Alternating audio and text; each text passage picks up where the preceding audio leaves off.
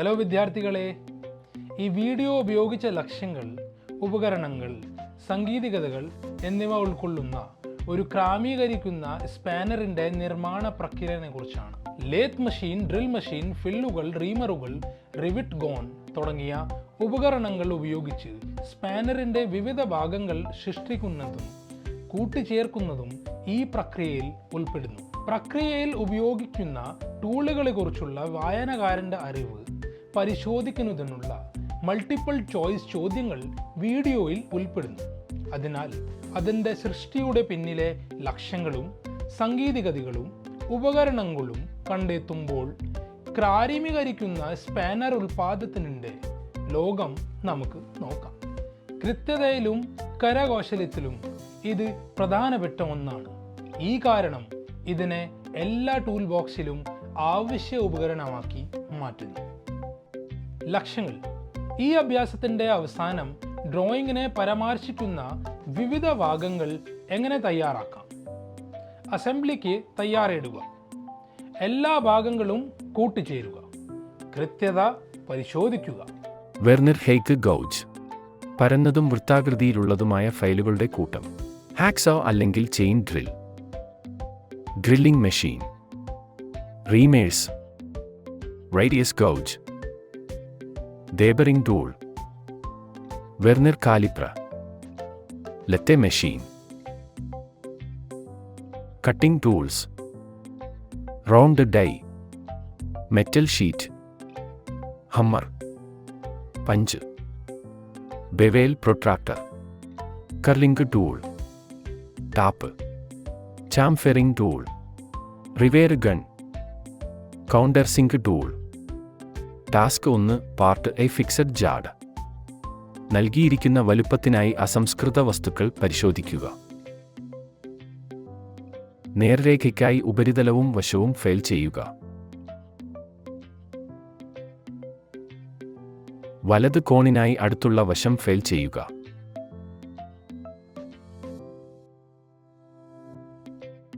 Vernier height gauge ഉപയോഗിച്ച് drawing അനുസരിച്ച് അടയാളപ്പെടുത്തൽ നടത്തുക.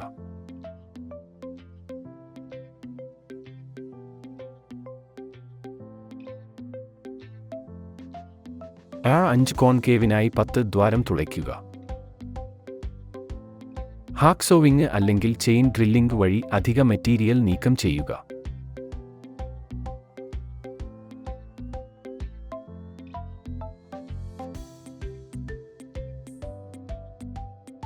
ഫയൽ ചെയ്ത് ഡ്രോയിംഗ് അനുസരിച്ച് അളവ് പരിശോധിക്കുക. റേഡിയസ് ഗേജ് A5 A3 ഉപയോഗിച്ച് ആരം പരിശോധിക്കുക.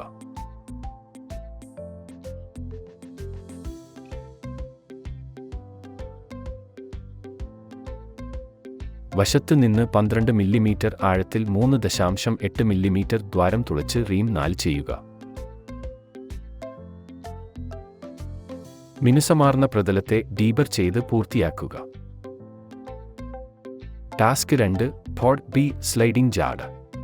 നൽകിയിരിക്കുന്ന വലുപ്പത്തിനായി അസംസ്കൃത വസ്തുക്കൾ പരിശോധിക്കുക.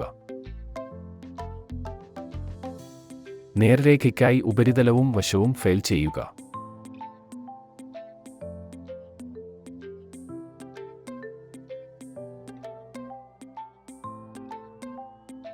വലത് കോണിനായി അടുത്തുള്ള വശം ഫയൽ ചെയ്യുക.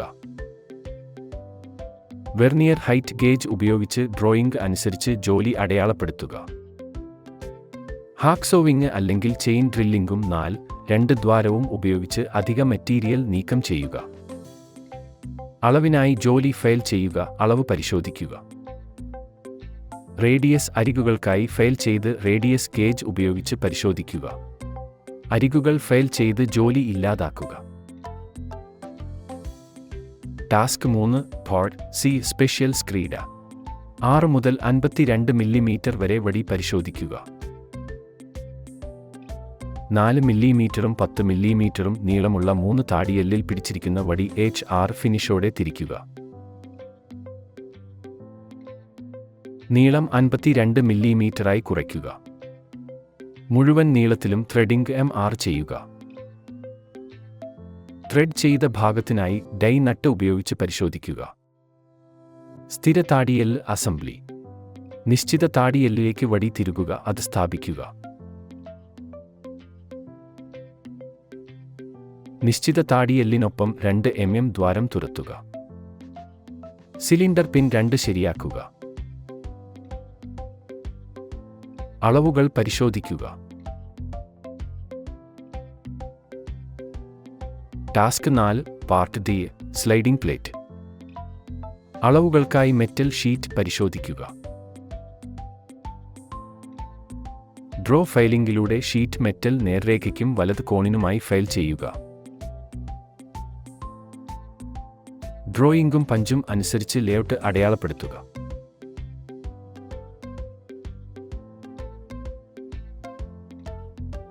ചുറ്റിക കൊണ്ട് പരന്ന ഷീറ്റ് മെറ്റൽ വലത് കോണിലേക്ക് വളയ്ക്കുക.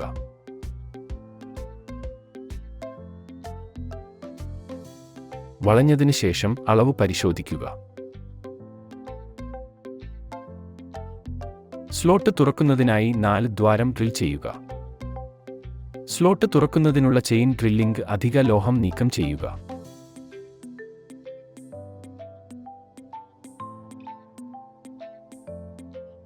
അളവുകൾക്കായി സ്ലോട്ട് ഫയൽ ചെയ്യുക.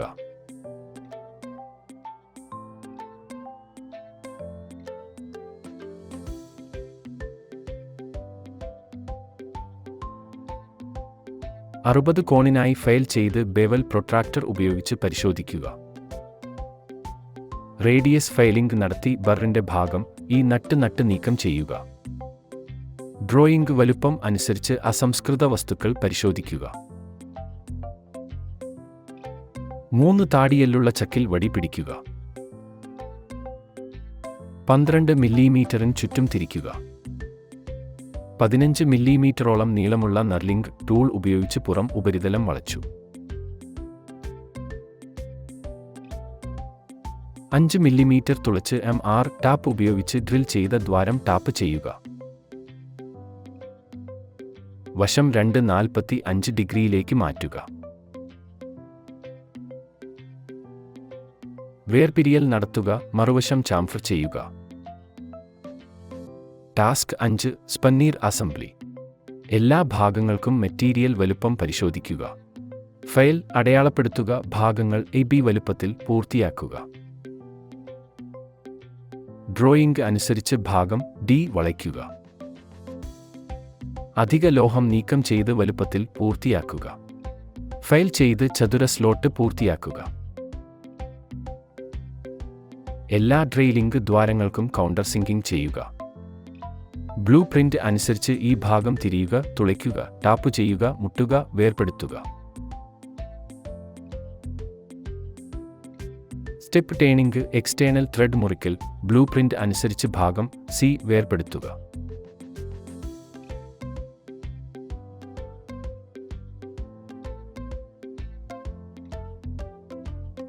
ഭാഗം CA കൂട്ടിച്ചേർക്കുക.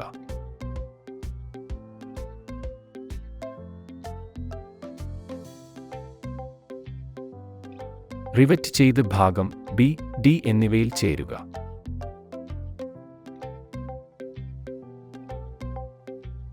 അസംബ്ലി ഡ്രോയിംഗിൽ കാണിച്ചിരിക്കുന്നതുപോലെ എല്ലാ ഭാഗങ്ങളും ഒരുമിച്ച് കൂട്ടിച്ചേർക്കുക.